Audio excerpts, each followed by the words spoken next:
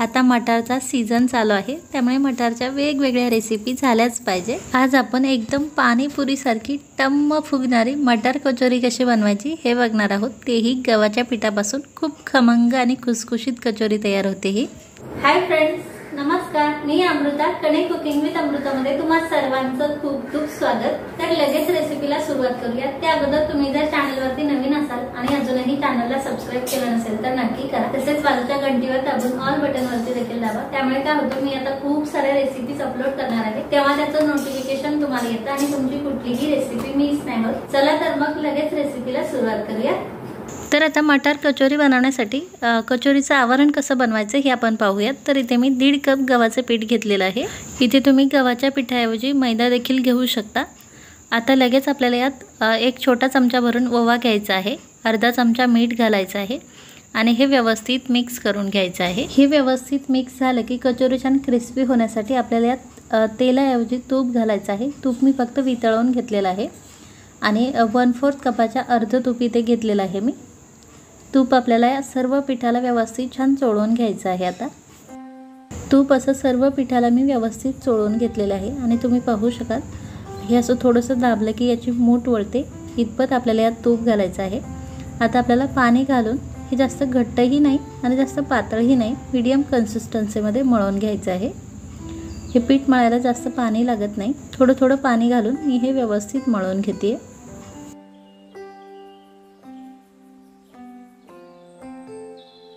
अशा प्रकारे हे पीठ आपल्याला मळून घ्यायचं आहे।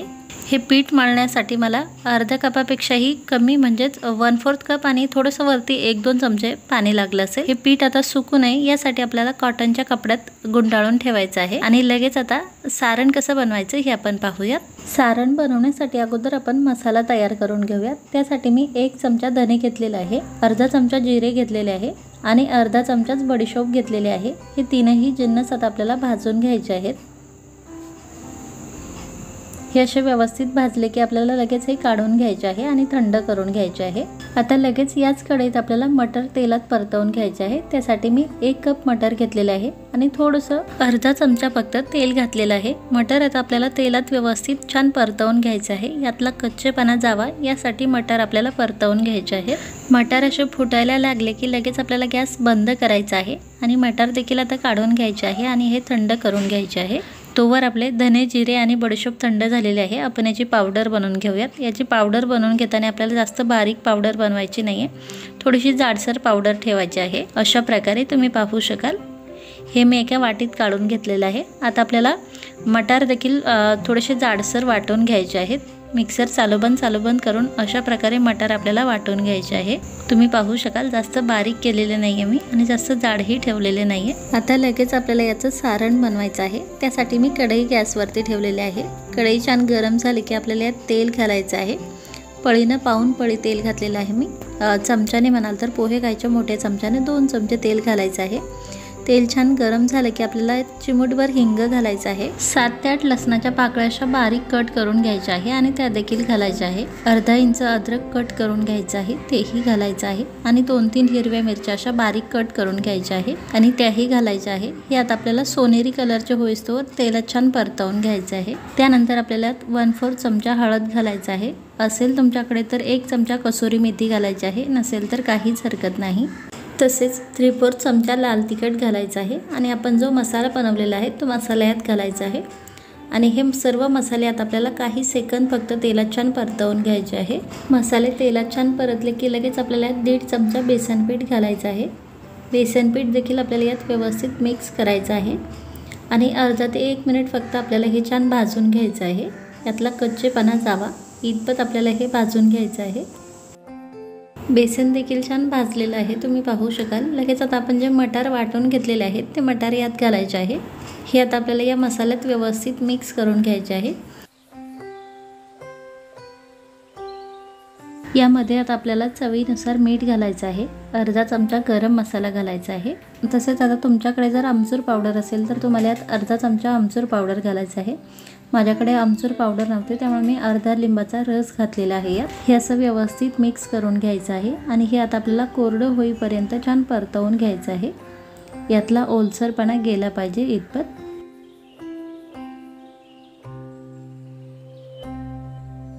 सारण 2-3 मिनिट परतवून घेतल्याच्या नंतर हे छान कोरडं झालेलं आहे, तुम्ही पाहू शकाल। हे आता आपल्याला थंड करून घ्यायचं आहे। सारण थंड झाल्याच्या नंतर आता आपल्याला याचे बॉल्स बनवून घ्यायचे आहे कचोरीत भरण्यासाठी। सारण थंड झाल्याच्या नंतर त्याला मी हाताने व्यवस्थित मिक्स करून घेतले आणि त्यानंतर त्याचे असे बॉल्स बनवून घेते। आता तुम्हाला कचोरी कितपत छोटी मोठी बनवायची त्यानुसार तुम्ही याचे बॉल्स बनवून घेऊ शकता।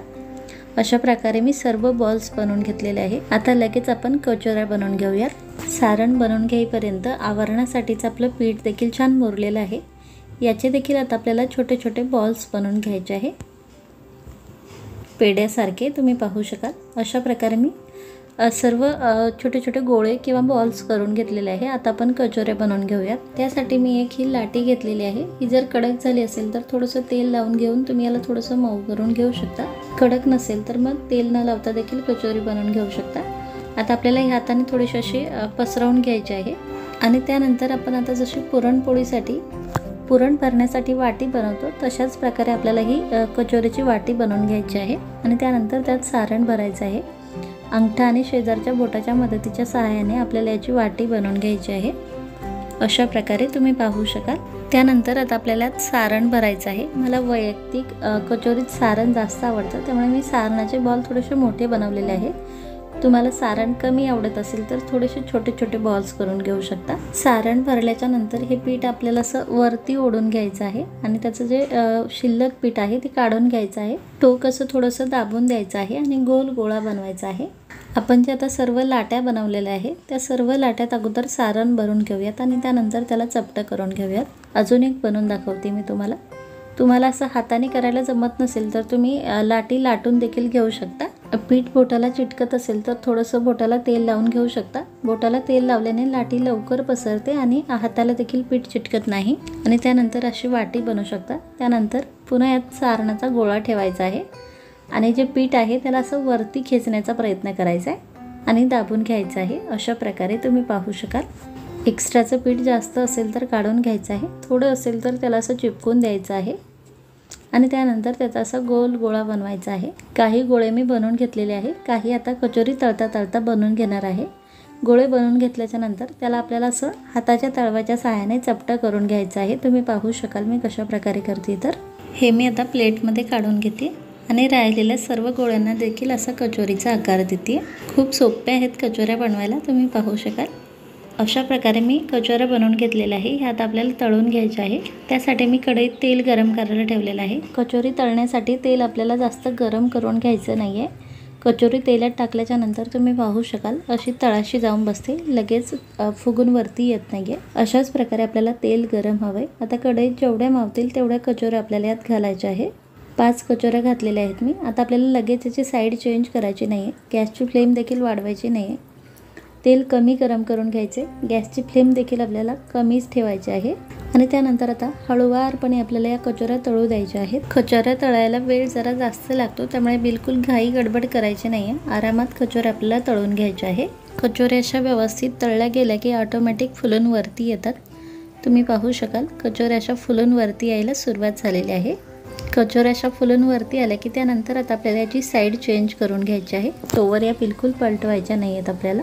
कचोऱ्या काही टम्म फुगलेल्या आहे, तुम्ही पाहू शकाल आणि खालून याला असा थोडासा हलकासा गोल्डन कलर आलेला आहे। आता साईड चेंज करून घेतल्याच्या नंतर आता ह्या आलटवून पालटवून आपल्याला दोन्ही साईडने व्यवस्थित छान तळून घ्यायचे आहे। खूपच छान म्हणजे पाणीपुरीसारख्या कचोऱ्या आपल्या टम्म फुगलेल्या आहे आणि खूप खस्ता देखील होतात या। हे आता मी दोन्ही साईडने व्यवस्थित छान तळून घेते।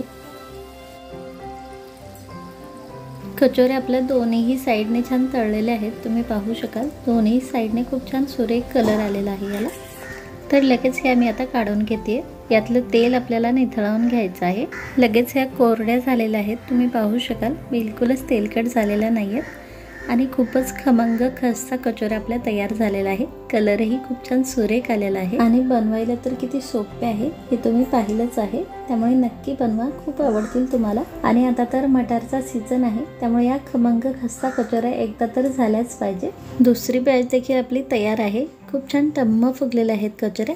तर अशा प्रकारे तुम्ही या खमंग खुसखुशीत मटार कचोऱ्या बनवू शकता। या आता तुम्ही टोमॅटो सॉस सोबत खाऊ शकता, चटणी सोबत खाऊ शकता किंवा अशा बटाटा भाजी सोबत खाऊ शकता। बटाटा भाजी सोबत या खूपच भन्नाट लागतात। या बटाटा भाजीची रेसिपी मी ऑलरेडी अपलोड केलेली आहे, पण ती जर तुम्ही पाहिली नसेल तर त्याची लिंक मी डिस्क्रिप्शन बॉक्समध्ये देईल, तिथे जाऊन रेसिपी तुम्ही पाहू शकता आणि या कचोरी आणि बटाटा भाजीचा स्वाद तुम्ही घेऊ शकता। तर नक्की बनवा आणि कशी वाटली तुम्हाला ही रेसिपी हे कमेंट करून नक्की सांगा। रेसिपी जर आवडली असेल तर प्लीज रेसिपीला लाईक आणि शेअर करा। Bye bye.